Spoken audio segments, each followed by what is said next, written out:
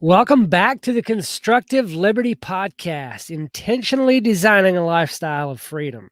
Streaming the show today to the Constructive Liberty YouTube channel, the Constructive Liberty Facebook page, and on Float. You definitely should join me on Float. That is an up-and-coming social network. I really enjoy that platform, but we need more people over there engaging and just floating all boats. Today, I want to talk about passion. Passion for the work you do, passion for life. But before we get into that, I've got a couple other segments. Let's get started with our quotes. Yes, multiple quotes of the day. I love quotes, and I always have a hard time finding just one to go with, and so I end up picking multiple. I'm going to start off with two, and then I'll end the podcast with the next two. So we'll have 4 quotes for the day total. Whatever you do, do with determination.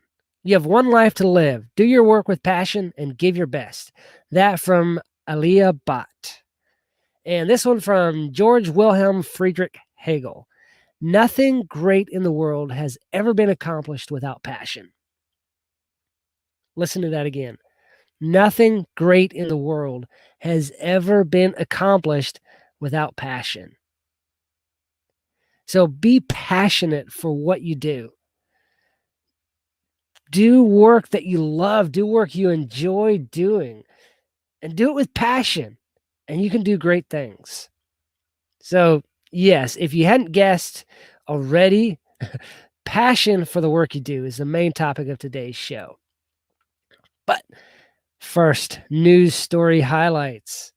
I'm just going to read a couple headlines, and then I'll give a little bit of commentary on it, maybe read a snippet of the article, of the second one anyway. The first one is from the freethoughtproject.com. Children mistakenly given COVID jab instead of flu vaccine, now sick with heart problems. Let me read that again. Children mistakenly given COVID jab instead of flu vaccine are now sick with heart problems. If that isn't one of the most saddest and most outrageous things you've heard in a while, are you hiding under a rock? That just blows my mind that could even happen. But I don't like always showing depressing, disheartening, demotivating news articles. This one from the Babylon Bee, who is an awesome satire site, by the way, babylonbee.com. Terrifying new Halloween mask depicts a human face not wearing a mask. Kids are getting their Halloween costumes together, and this year there's a particularly spooky one going around. Some kids are wearing a popular new mask that depicts a human face not wearing a mask. Move over, zombies and werewolves. This mask is guaranteed to make anyone run away screaming. It just cracks me up, the way they go. I don't know where they come up with their headlines in their articles, but it's awesome. It's super awesome. Terrifying new mask depicts human face not wearing a mask. Sad if it weren't so real. But that's the beauty of satire, is it seems real, but it isn't.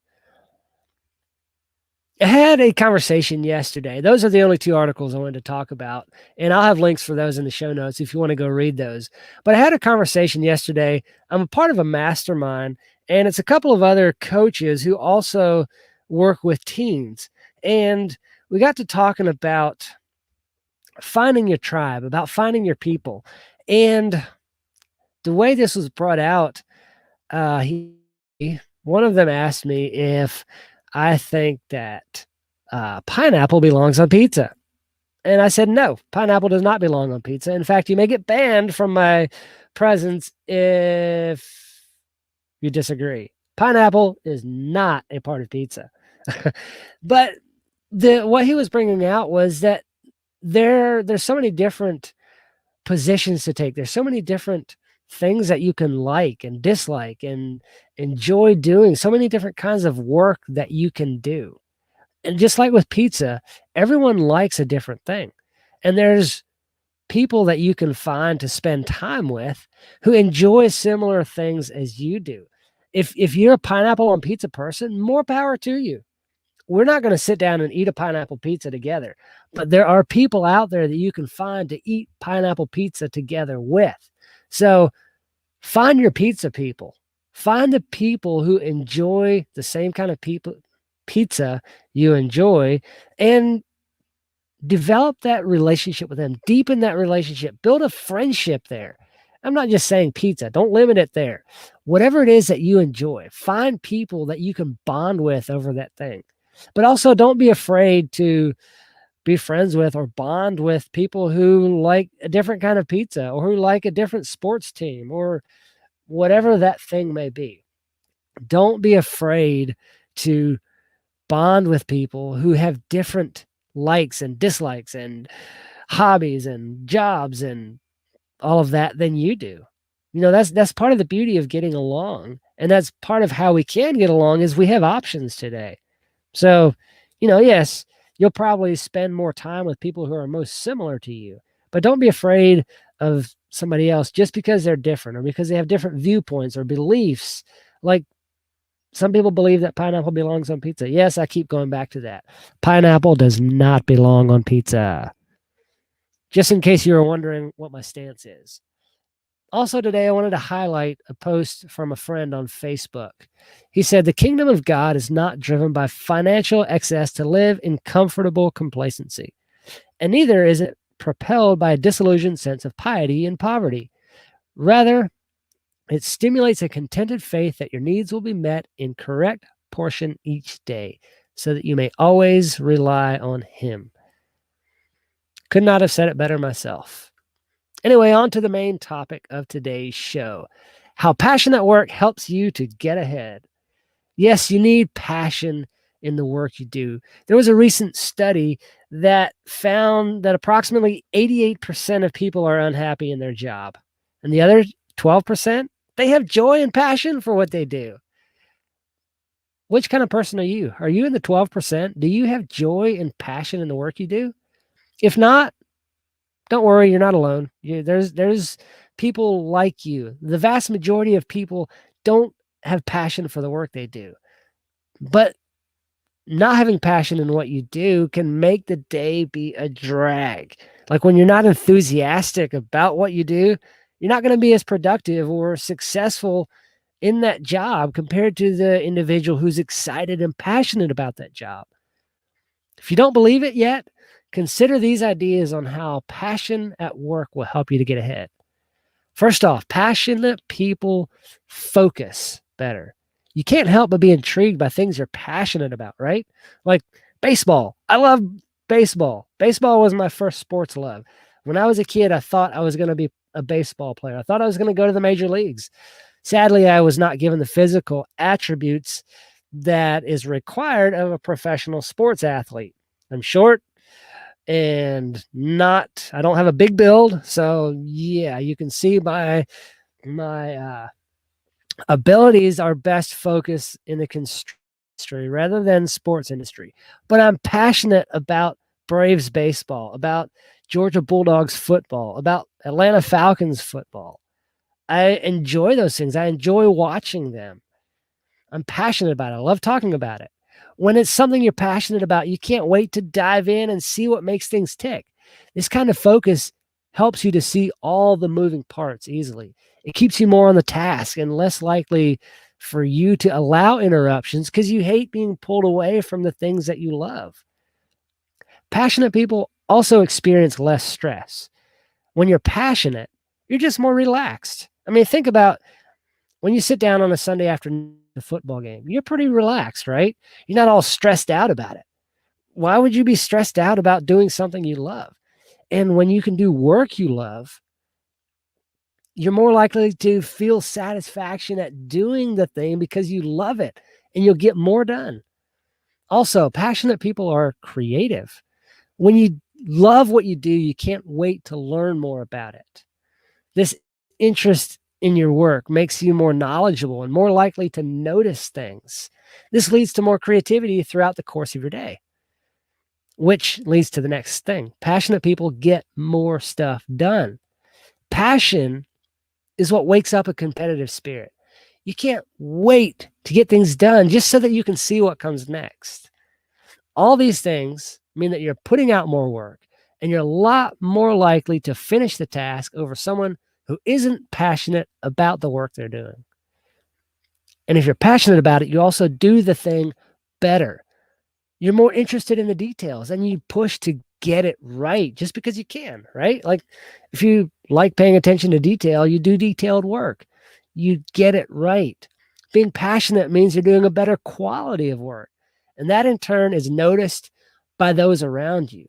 Have you ever noticed that person who just loved what they were doing? They took they were very detailed in the work they did. They paid attention to everything, and they were precise. They got it done right. Those people are fun to watch work. When you think about it, when promotion time comes around, who would you rather have moving up? Someone who hates their job and drags through the day, or someone who's enthusiastic about the work they do, quick to action and get the work done? Like, which one is most likely to move up in the workforce? The person who's passionate about it. Passionate people also have more fun.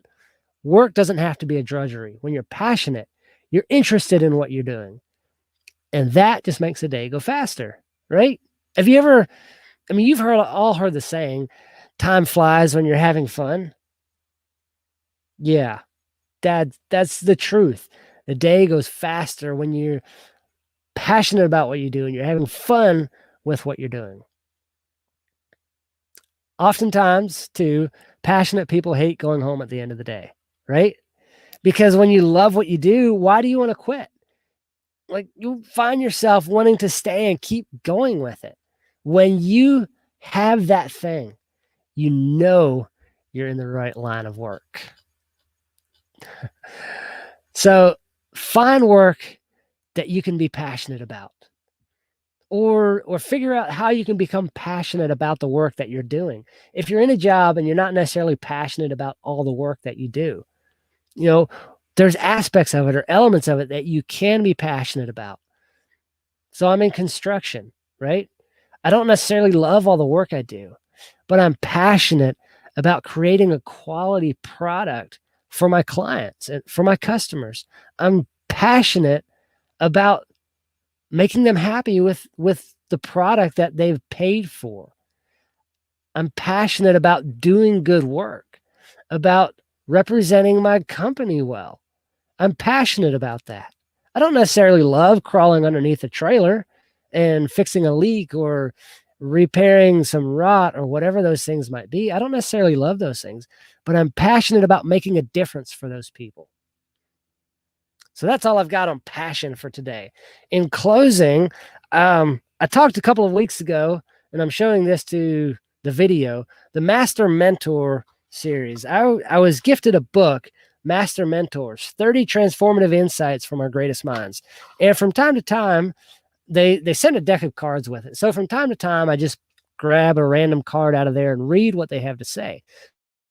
3 of those cards out, just randomly, and I'm going to read what they have to say. This is Stanley McChrystal. He says, to be on the right side of history.